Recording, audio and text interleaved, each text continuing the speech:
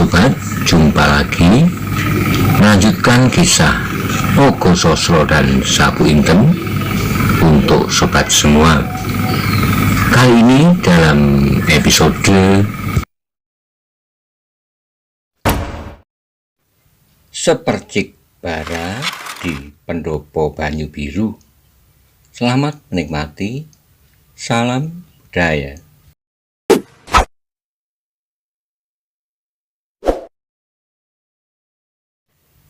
Pada episode sebelumnya dikisahkan ketika Maiso Jenar dan rombongan melakukan perjalanan ke Banyu Biru, bertemu dan berhasil menghindari pertempuran dengan gerombolan hitam yang berasal dari Nusa Kambangan. Kemudian Maiso Jenar melanjutkan perjalanan dan disambut dengan meriah oleh rakyat Banyu Biru dan anak buah Lembu Soro. Bagaimana kisah selanjutnya? Simak bersama-sama. Monggo kula aturi subscribe, like, komen, soho share. Matur nuwun. Semakin dekat mereka dengan rumah kepala daerah itu, senyum Maiso Jenar menjadi semakin suram, sebab ia menjadi semakin jelas bahwa di belakang orang-orang yang berdiri di regol halaman nampaklah ujung-ujung tombak yang berjajar rapat. Dan ketika Maiso Jenar melayangkan pandangannya ke sudut-sudut pagar di halaman di ujung alun-alun sebelah menyebelah, tahulah ia bahwa halaman rumah kepala daerah Perdikan Banyu Biru itu dijaga rapat sekali. Beberapa orang siap dengan senjata di tangan mereka. Maiso Jenar menoleh kepada Kebu Kanigoro. Agaknya orang itu pun sedang memperhatikan keadaan dengan seksama. Lebih seksama lagi daripada Maiso Jenar, sebab kecuali ia melihat ujung-ujung senjata yang gemerlapan karena cahaya matahari, juga karena ia sama sekali belum pernah datang ke tempat itu sebelumnya. Karena itu sebagai seorang yang cukup makan garam, maka untuk menghadapi setiap kemungkinan, ia perlu mengetahui keadaan di mana ia sedang berada. Wonomerto, Bantaran, dan Penjawi pun melihat suasana itu. Hati mereka menjadi berdebar-debar. Mereka adalah orang-orang yang termasuk dalam catatan Lembu Soro untuk dilenyapkan. Bahkan mereka adalah orang-orang yang diutamakan. Dalam pada itu mereka menjadi ragu. Apakah kedatangan mereka itu tidak hanya sekadar mengantarkan nyawa mereka? Dan bukankah mereka sudah mengusulkan kepada Maiso Jenar bahwa cara yang demikian itu sangatlah berbahaya? Tetapi mereka sudah berada di depan hidung Lembu Soro. Apapun yang akan terjadi harus mereka hadapi sebagai seorang jantan. Apalagi ketika mereka melihat Maiso Jenar dan Kebu Kanigoro yang masih tetap tenang, meskipun wajah-wajah mereka menjadi bersungguh-sungguh pula. Rombongan itu semakin lama menjadi semakin dekat. Beberapa orang yang berdiri di regol halaman itu pun telah mulai bergerak maju untuk menyambutnya. Dan yang paling depan dari mereka adalah Lembu Soro sendiri dan Sawung Sariti.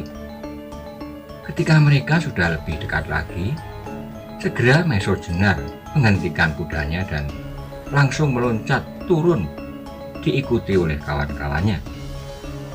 Beberapa orang anak buah Lembu Soro segera berlari-larian menerima kuda-kuda mereka. Berbeda dengan pada saat Maiso Jenar berjumpa untuk pertama kalinya dengan Lembu Soro, kali ini kepala daerah Perdikan Pamingit itu menyambutnya dengan tertawa-tawa. Meskipun sikapnya yang sombong itu masih saja memancar dari wajahnya yang tengadah. Marilah Adi Maiso Jenar, sambutnya. Aku merasa bergembira sekali mendapat kunjunganmu. Maiso Jenar mengangguk hormat sambil menjawab, sebagai seorang yang pernah menerima kebaikan hati dari penduduk Banyu Biru, sekali-kali aku ingin menengoknya kembali. Bagus, bagus, sahut Lembu Soro. Marilah kami persilahkan kalian masuk dan naik ke pendopo yang memang telah kami persiapkan untuk menyambut kedatangan kalian. Maka berjalanlah mereka beriring naik ke pendopo yang sudah direntangi tikar pandan yang putih bersih. Pendopo yang 5 tahun lalu pernah dikenal pula oleh Maiso Jenar sebagai tempat untuk duduk-duduk menghirup hawa sejuk yang mengalir di sepanjang lereng-lereng pegunungan Telomoyo, sebagai tempat untuk bermain-main Aryo Saloka bersama-sama dengan ayahnya Ki Ageng Gajah Suro, juga sebagai tempat untuk memulai memberikan dasar-dasar ilmu tata berkelahi dan dasar-dasar tempaan jiwa oleh Gajah Suro kepada putra tunggalnya Aryo Saloka. Sekarang ia kembali berada di pendopo itu sebagai tamu yang membawa tugas berat dari anak Ki Ageng Gajah Suro untuk menyampaikan permintaan yang amat penting, yaitu haknya kembali atas tanah perdikan ini. Setelah mereka melingkar di atas tikar pandan itu, mulailah Lembu Soro mengucapkan selamat atas kedatangan tamu-tamunya itu. Adi Maiso Jenar, kami keluarga Banyu Biru dan Pamingit mengucapkan selamat datang kepada Adi bersama-sama dengan rombongan, kepada kawan Adi yang belum aku kenal, dan kepada Wonomerto, Bantaran, dan Penjawi. Maiso Jenar mengangguk jawabnya, terima kasih Kakang, mudah-mudahan segenap keluarga Pamingit dan keluarga Banyu Biru selamat dan sejahtera. Kecuali itu, perkenankanlah aku memperkenalkan kawanku ini. Ia adalah seorang putut dari Karang Tumoritis bernama Karang Jati. Lembu Soro mengangguk-anggukkan kepalanya. Ia pernah mendengar nama tempat itu, Karang Tumoritis. Sebelum Lembu Soro ingat nama Karang Tumoritis, tiba-tiba terdengar Sawung Sariti menyela. Aku sudah pernah datang ke tempat itu. Karang Tumoritis tempat tinggal Panembahan Ismoyo, orang yang mengaku dirinya Waskito, tetapi tak sesuatu pun yang diketahuinya. Ya, pada Panembahan itulah aku menghambakan diri, sela Kebu Kanigoro. Sawung Sariti memandang Kebu Kanigoro dengan sikapnya yang khusus, seperti juga ayahnya. Ia mewarisi sikap sombong, tetapi tiba-tiba sikapnya segera berubah. Ia melihat Kebu Kanigoro justru tidak di Karang Tumoritis, tetapi di Gedangan, ketika ia pada saat itu membawa laskarnya bersama-sama dengan Simorodro, Bugel Kaliki, dan laskar sepasang uling dari Rowo Pening. Tetapi untuk sementara ia tidak berkata apa-apa dan berusaha untuk menghilangkan kesan perasaannya itu dari wajahnya. Sebab mau tidak mau, dan meskipun ia tidak sempat menyaksikan Kebu Kanigoro bertempur pada saat itu, karena ia sendiri segera terlibat dalam perkelahian dengan Aryo Saloka, namun bahwa Bugel Kaliki, Simorodro Tua, dan Joko Soko dapat diusir, dan malahan janda Simorodro terbunuh pula. Maka mau tidak mau kekuatan orang itu harus diperhitungkan, di samping kesaktian Maiso Jenar yang mengagumkan. Disusul kemudian berita kematian sepasang uling dari Rowo Pening. Kemudian setelah mereka tenang sejenak, kembali terdengar Lembu Soro berkata kepada Wonomerto, Bantaran, dan Penjawi, Paman Wonomerto, Bantaran, dan Penjawi, sudah lama rakyat Banyu Biru merindukan kalian. Kemanakah kalian? kemanakah kalian pergi selama ini? Dan apakah keperluan kalian? Sebenarnya tenaga kalian sangat kami perlukan di sini untuk membantuku selama ini."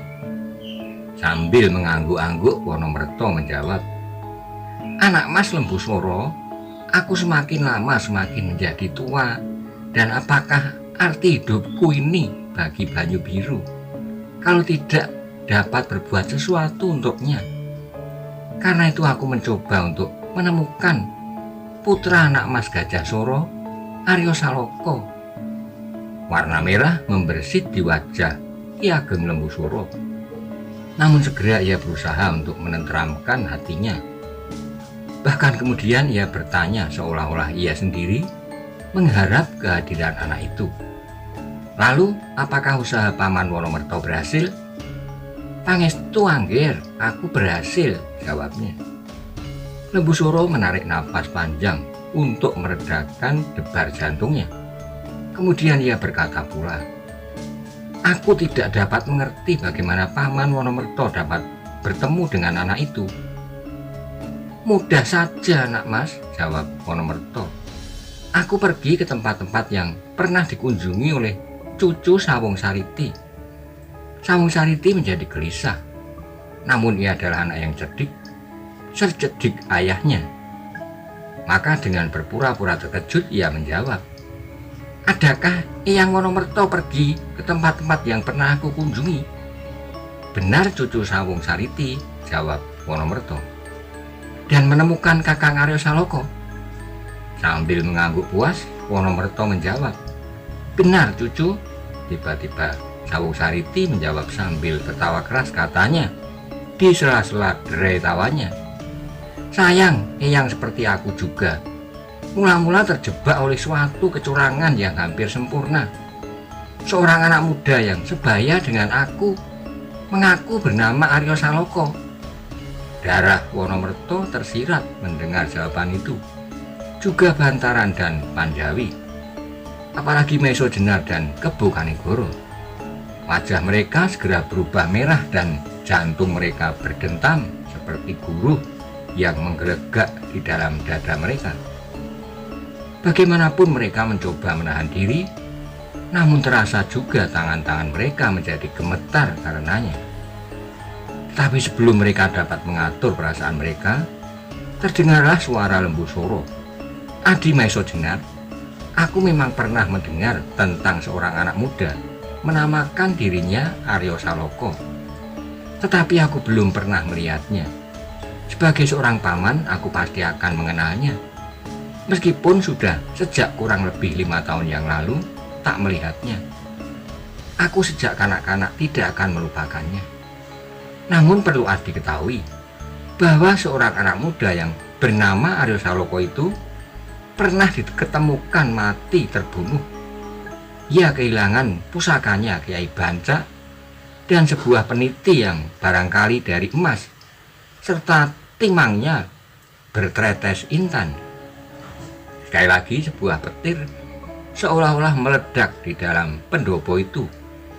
Bahkan jauh lebih dahsyat dari cerita Sawung Sariti.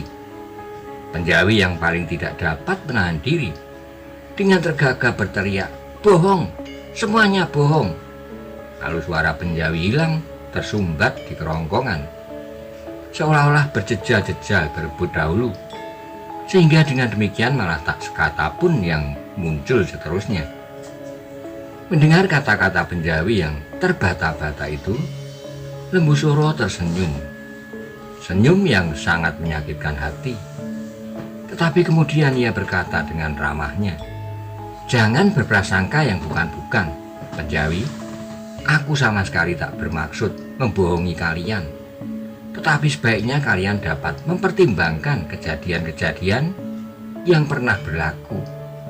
Kalian jangan membabi buta atas kesetiaan kalian kepada Aryo Saloko sebagai ungkapan kesetiaan atas tanah yang sama-sama kita cintai."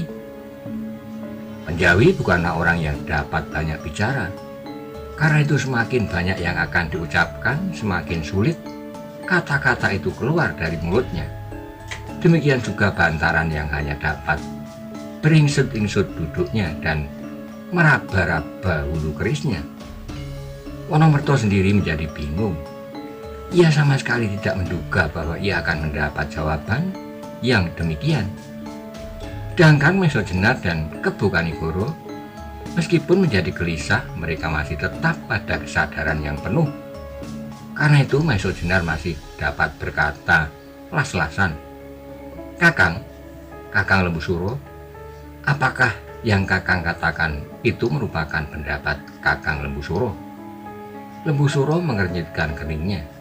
Terhadap Maiso Jenar ia harus berhati-hati.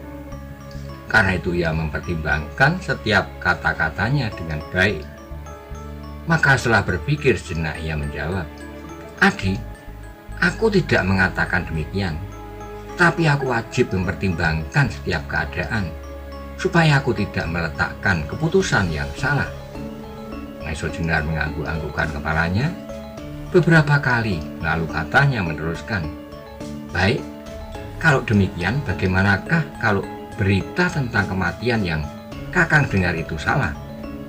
Lembu Suro berpikir sekali lagi, baru ia menjawab, mudah-mudahan berita yang aku dengar itu salah. Tetapi bagaimana aku tahu kalau berita itu tidak benar? Kakang akan tahu bahwa berita itu tidak benar setelah Kakang nanti dapat bertemu dengan Aryo Saloko, sahut Maiso Jenar.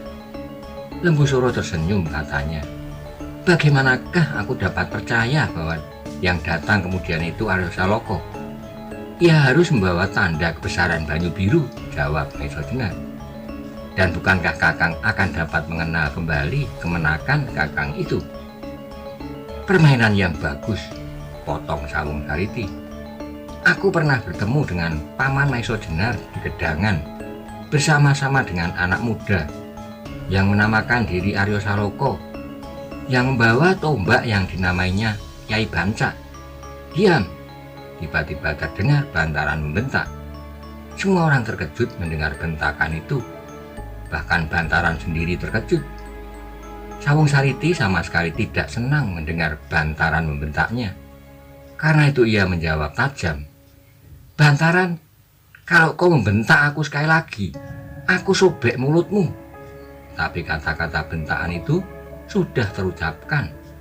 Sebagai laki-laki, Bantaran tidak mau dihinakan.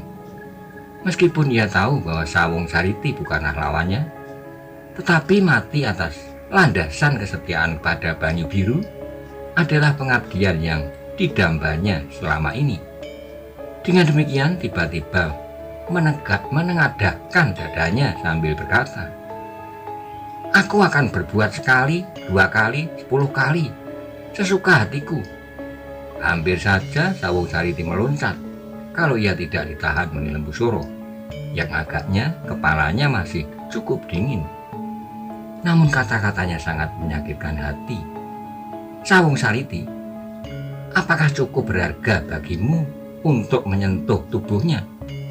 Sawung Sariti menarik napas dalam-dalam, seolah-olah ia ingin memadamkan api yang berkobar-kobar di dalam dadanya. Namun dari matanya terpancarlah bara kemarahan yang tak terhingga. Maiso Jenar melihat keadaan berkembang ke arah yang tidak diharapkan. Meskipun ia tidak dapat menyalahkan Bantaran, Wonomerto maupun Penjawi, ia sebenarnya sama sekali tidak menduga bahwa sampai sedemikian jauh keingkaran Lembu Suro dan Sawung Sariti terhadap kemenakannya serta sepupunya sendiri, terhadap Kadang Tuwo yang selalu bersikap baik kepada mereka, Gajah Suro. Maiso Jenar pernah mendengar cerita tentang hubungan mereka, Lembu Suro dengan Gajah Suro, sebagai kakak beradik. Ia pernah mendengar bagaimana Gajah Suro sebagai saudara tua selalu melindungi dan membimbing adiknya dalam berbagai soal, dan banyak mengalah dalam berbagai hal. Namun akibatnya kemanjaan Lembu Suro itu menjadi berlebih-lebihan dan menelan Gajah Suro sendiri. Kalau sekali 2 kali Gajah Suro pernah marah kepadanya adalah wajar, sebagai seorang kakak yang ingin melihat adiknya tidak berbuat kesalahan-kesalahan. Nyai Sojenar berusaha untuk tetap memelihara suasana pertemuan itu agar tidak bertambah kusut. Meskipun dadanya sendiri seperti hendak meledak, maka berkatalah ia dengan setenang-tenangnya, seolah-olah tidak terjadi ketegangan sama sekali di dalam pertemuan itu. Kakang Lembu Suro, baiklah kita berbicara mengenai beberapa soal yang penting. Biarlah kita singkirkan masalah-masalah kecil yang tidak berarti. Lembu Suro menelan ludahnya serta menggigit bibirnya. Ia kagum juga kepada Nyai Sojenar yang dapat menguasai perasaannya dengan baik. Tetapi ia sudah bertekad untuk menganggap bahwa Arya Saloka sudah tidak ada lagi di muka bumi ini. Karena itu Lembu Suro menjawab, "Baiklah Adi, aku tidak pernah menolak berbicara dengan siapa saja, selama pembicaraan itu akan berguna bagi Pamingit, bagi Banyu Biru, dan berguna bagi kita semua." "Demikianlah harapan kami," sahut Nyai Sojenar. "Kedatangan kami ini pun pada kepentingan Banyu Biru, bukan kepentingan kami sendiri." Lembu Suro tersenyum dengan penuh kesadaran akan kebesaran dirinya. Ia menjawab, "Nah, katakanlah apa yang berguna bagi Banyu Biru itu." "Aku membawa tugas dari Anggir Arya Saloka untuk menyampaikan baktinya kepada Kakang Lembu Suro," sahut Nyai Sojenar. Lembu Suro menggeleng-gelengkan kepalanya dengan mengerutkan keningnya. Ia menjawab, "Adi Nyai Sojenar, jangan mengada-ada. Kau bagiku adalah seorang yang pantas dihormati, seperti Kakang Gajah Suro dahulu menghormatimu. Namun demikian hormat kami pun mengenal batas. Sebagai kepala daerah perdikan yang besar, yang terbentang dari Pamingit sampai Banyu Biru, aku harus bersikap baik, namun tegas dalam garis kepemimpinan. Karena itu aku minta kepada Adi untuk tidak menyebut-nyebut nama Arya Saloka, seorang yang telah tidak ada lagi." Nyai Sojenar mengangkat dadanya seolah-olah ada sesuatu menyilang di dalamnya. Dengan sudut matanya ia melihat betapa wajah Wonomerto, Bantaran, dan Panjawi sudah menjadi merah padam. Meskipun demikian, Nyai Sojenar masih berkata, "Bukankah Kakang Lembu Suro tidak melihat sendiri seorang anak muda yang disebut bernama Arya Saloka terbujur di tanah tak bernapas lagi?" Perasaan tidak senang dan tajam terpercik di wajah Lembu Suro. Kemudian terdengarlah ia menjawab, "Aku tidak sempat untuk mengurusi masalah-masalah tetek bengek yang tidak berarti. Bukankah aku mempunyai tugas-tugas untuk keperluan itu? Kalau benar Kakang berbuat demikian, maka agaknya Kakang Lembu Suro telah berbuat suatu kesalahan. Persoalan Arya Saloka bukanlah persoalan tetek bengek yang tak berarti. Arya Saloka adalah putra kepala daerah perdikan Banyu Biru yang berhak untuk menggantikan kedudukan itu apabila ayahnya berhalangan melakukan tugasnya," sahut Nyai Sojenar yang sudah mulai kehilangan kesabarannya.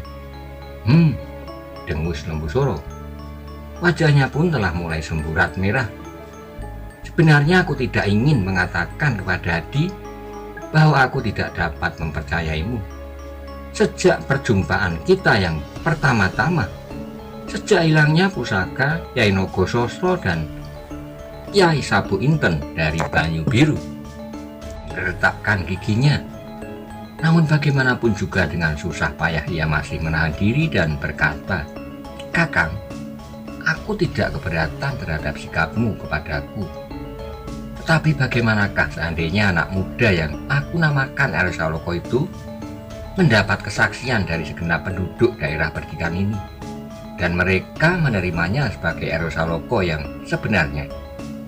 Pertanyaan ini sekali lagi menggelisahkan Lembu Suro. Sawung Sariti pun tidak tahan lagi untuk membiarkan pembicaraan yang tak disukainya itu berlarut-larut.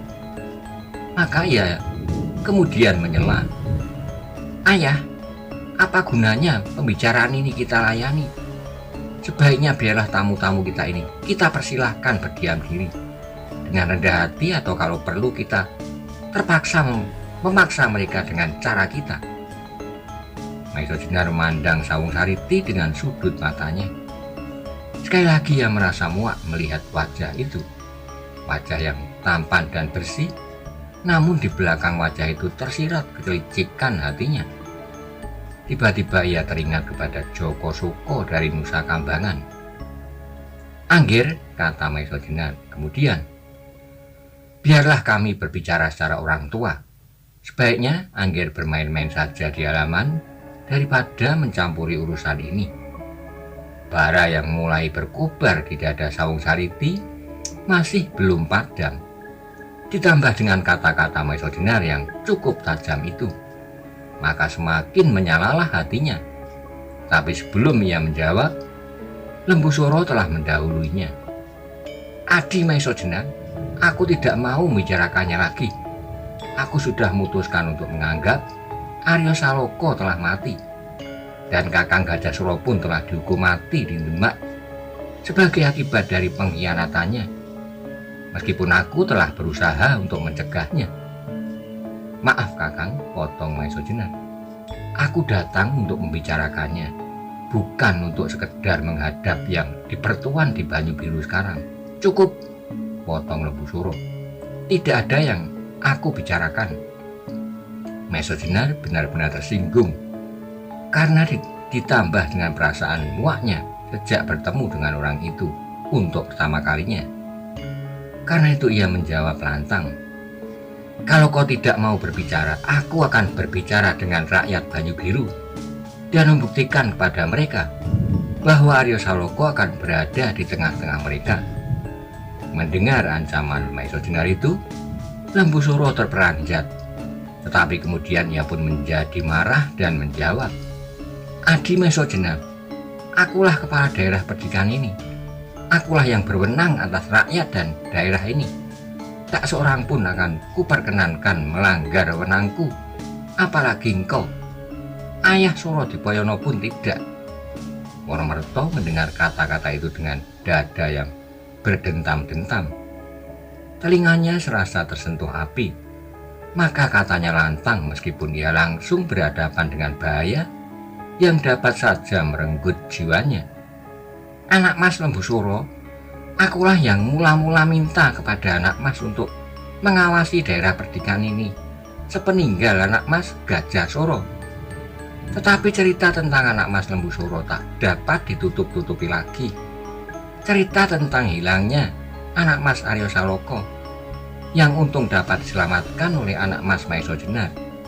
Cerita tentang laskar yang anak Mas namakan Laskar Pamingit dan Banyu Biru yang ingin membebaskan anak Mas Gajah Suro dengan menyerang pasukan dari Demak. Terusnya cerita tentang hilangnya Pandan Kuning dan Sawung Rono." "Cukup," teriak Lembu Suro. "Ternyata rambutmu yang telah memutih itu sama sekali tidak mencerminkan hatimu yang putih. Kau ingin melihat darah mengalir di Banyu Biru. Kalau dengan demikian kau akan dapat mengambil keuntungan, maka kaulah orang yang pertama-tama aku lenyapkan sekarang ini. Tak seorang pun yang dapat melenyapkan kenyataan yang telah terjadi.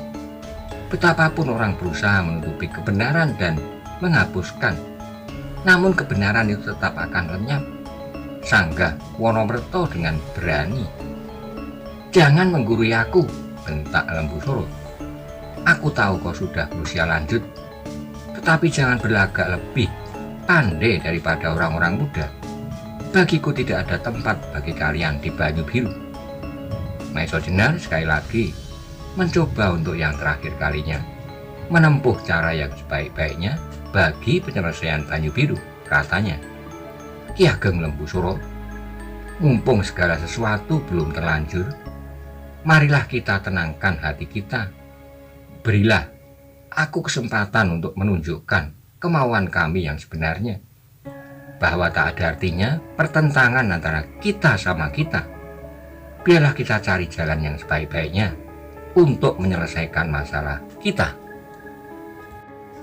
Lembu Suro mendengus. Matanya benar-benar telah memancar merah bara. Agaknya kaulah sumber dari keributan ini. Kau telah membuat seorang anak muda menggantikan kesempatan Aryo Saloko untuk kepentinganmu. Kau cari seorang anak muda yang mirip dengan anak itu. Kau ajari dia menyebut aku paman dan menyebut nama ayahnya Gajah Suro. Kau ajari dia menuntut hak atas Banyu Biru. Ageng Lembu Suro, potong Maisa Jenar. Demi kehormatan kita masing-masing, jangan katakan yang bukan-bukan. Nah, jawab Lembu Suro berapi-api. Bukankah kau takut melihat kenyataan itu? Kenyataan bahwa permainan kotormu telah aku ketahui. Kau telah benar-benar tersesat. Kalau tanggapanmu itu jujur, maka kau benar-benar telah berdiri di atas alas yang gelap, yang sama sekali tak dipancari oleh kebijaksanaan. Cukup, teriak Lembu Suro dengan gemetar. Jangan membuat aku kehilangan kesabaran. Maisa Jenar adalah seorang jantan, seorang perwira yang tak mengenal surut. Ketika ia mendengar teriakan-teriakan dan bentakan-bentakan itu, bagaimanapun sabarnya, ia menjadi marah pula. Karena itu ia pun kemudian menjawab lantang, Kakang Lembu Suro, kalau engkau berbicara atas hak, maka akulah yang memegang hak sekarang ini atas Banyu Biru. Aku telah menerima wewenang langsung dari Kakang Gajah Suro sejak Kakang Gajah Suro meninggalkan daerah ini. Akulah yang mendapat tugas darinya untuk mengamankan Banyu Biru dan putranya Aryo Saloko. Akulah sekarang yang mempunyai kewajiban untuk mengatur Banyu Biru berdasarkan dan bersumberkan wewenang yang diberikan oleh Kakang Gajah Suro. Karena itu jangan mencoba membatasi usahaku memulihkan pemerintahan di Banyu Biru. Lembu Suro telah benar-benar kehilangan pengamatan diri. Tiba-tiba ia berkisar maju dekat-dekat di muka Maisa Jenar sambil menuding wajahnya. Lembu Suro berkata, kau adalah orang yang paling berbahaya bagi Banyu Biru. Kau adalah sumber bencana sejak hilangnya Kiai Nogososro dan Kiai Sabu Inten. Aku telah menasihatkan kepada Kakang Gajah Suro untuk menangkapmu, tetapi ia tidak mau. Dan sekarang ketika kau hadir kembali ke daerah ini, tersebarlah desas-desus bahwa keris itu berada di Banyu Biru. Bukankah itu jelas? Jelas bahwa kau yang telah mencuri kedua pusaka itu. Maisa Jenar tiba-tiba juga kehilangan pengamatan diri. Ketika tangan Lembu Suro masih berada di depan wajahnya, tiba-tiba dengan kerasnya ia memukulnya ke samping. Dan kemudian dengan cepatnya, secepat getaran cahaya, ia meloncat turun dari pendopo dan berkata kepada Lembu Suro dengan marahnya, Lembu Suro, aku adalah laki-laki seperti kau. Lembu Suro pun kemudian meloncat tak kalah cepatnya. Dengan wajah yang bengis ia berdiri berhadapan dengan Maisa Jenar.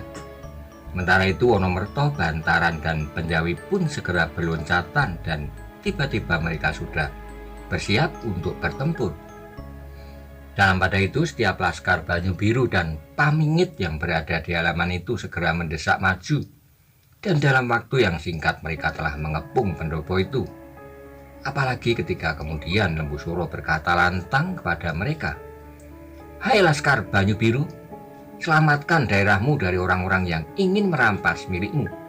Sebab mereka masih belum melupakan beberapa tahun yang lalu mereka hampir mencincang engkau ketika mereka menyadari bahwa ia telah mencuri pusaka-pusaka yang dengan susah payah diusahakan oleh Kakang Gajah Suro. Tetapi Kakang Gajah Suro terlalu baik hati kepadamu. Laskar Banyu Biru dan Pamingit itu pun kemudian semakin mendesak maju. Dan tiba-tiba terdengar di antara mereka suatu teriakan, Bunuh! Maisa Jenar memutar tubuhnya seperempat, lingkaran dengan kaki renggang. Ia menghadap setiap kemungkinan. Ketika dilihatnya laskar di sekitarnya semakin mendesak maju, ia pun berteriak kepada Lembu Suro, Aku adalah orang terakhir yang mendapat kepercayaan Kakang Gajah Suro. Lembu Suro menyaut keras, Omong kosong,